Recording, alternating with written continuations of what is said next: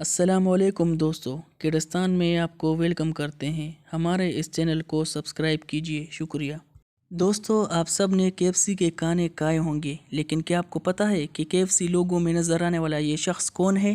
اور تمام تر مشکلات کے باوجود 65 سال بعد اس کی زندگی کیسے بدل گئی؟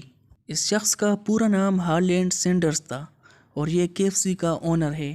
یہ 1890 میں USA میں پیدا ہوا اور محض 6 برس کی عمر میں ہی اس کے باپ کا انتقال ہوا۔ سینڈرز نے نہایت ہی مشکل زندگی گزاری۔ اس کی ماں ٹومیٹو کینری میں کام کرتی تھی۔ سینڈرز پر کم عمری میں ہی اپنے بھائیوں کی ذمہ داری آ گئی تھی۔ اس کی ماں کام پر جاتے وقت سینڈرز کو گھر پر کھانا بنانے کے لیے چھوڑ دیتی تھی۔ سینڈرز نے کم عمری سے ہی بہت مشکل وقت دیکھا اور محض 10 سال کی عمر میں ہی اس نے فارم ہینڈ کا کام کرنا شروع کیا۔ جب وہ 6 سال کا تھا تو وہ ہائی اسکول سے ڈراپ ہوا اور اس نے اپنا گھر چھوڑ دیا اور گھوڑوں کی بگی کو پینٹ کرنے کا کام شروع کر دیا۔ جب وہ 16 سال کا تھا اس نے اپنی عمر غلط بتا کر US آرمی میں بھرتی ہوا۔ وہاں سے 2 سال بعد ڈسچارج ہو گیا۔ اس کے بعد ریلوے لیبرر کا کام شروع کیا اور ساتھ ہی قریبی یونیورسٹی سے لاء پڑھنا بھی شروع کیا، اور پھر ایک لڑائی میں گھس کر اس نے اپنا لیگل کیریئر تباہ کر دیا۔ اس کو سیلنگ لائف انشورنس کی جاب ملی اور کچھ ہی عرصہ بعد آرڈرز نہ ماننے کی وجہ سے اس کو فائر کر دیا گیا۔ کچھ سال بعد اس نے فیری بوٹ کمپنی قائم کی اور یہ ایک تیز کامیابی تھی۔ اس کے ساتھ ہی وہ دوسرے بزنس میں بھی پڑا۔ اس نے کیمیکل لیمپس مینوفیکچرنگ کمپنی بنائی، لیکن دوسری کمپنی اس سے اچھے لیمپس فروخت کر رہی تھی۔ اس وجہ سے اس کا بزنس بند ہو گیا۔ اس لڑکے نے ہمت نہیں ہاری اور ایک ٹائر کمپنی میں as a salesman shift ہو گیا، لیکن جلد ہی اس نے یہ نوکری بھی کھو دی کیونکہ ٹائر کمپنی نے اپنا پلانٹ بند کر دیا۔ 40 سال کی عمر میں یہ ایک آئل کمپنی کے جنرل مینیجر سے ملا جس نے اس کو سروس اسٹیشن چلانے کو کہا، لیکن وہ اسٹیشن بھی بند ہو گیا جس کی وجہ سے اس کو ڈپریشن ہوا۔ شیل کمپنی نے اس کو رینٹ فری ایک سروس اسٹیشن آفر کیا۔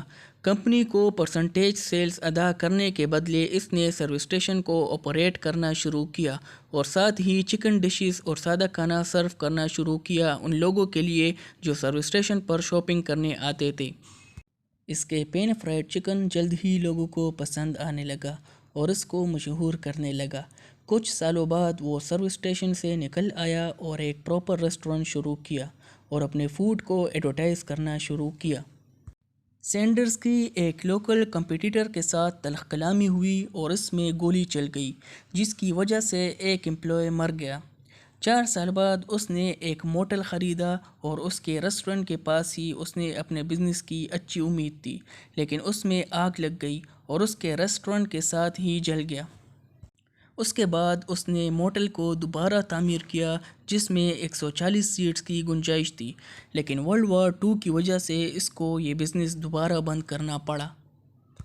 جب جنگ ختم ہوا تو اس نے اپنے ریسائیکلز کو دوسرے ریسٹورنٹس کو بیچنے کی کوشش کی اور اس کے ریسائیکلز 1009 دفعہ ریجیکٹ ہوئے، اور فائنلی 1952 میں جب اس نے اپنی secret chicken Kentucky fried chicken شہر کے سب سے بڑے ریسٹورنٹ کے آپریٹر کو بیچا تو یہ بہت مشہور ہوا اور اس کے نتیجے میں کئی دوسرے ریسٹورنٹس نے اس کو 4 سینٹس پر چکن دینا شروع کر دیے۔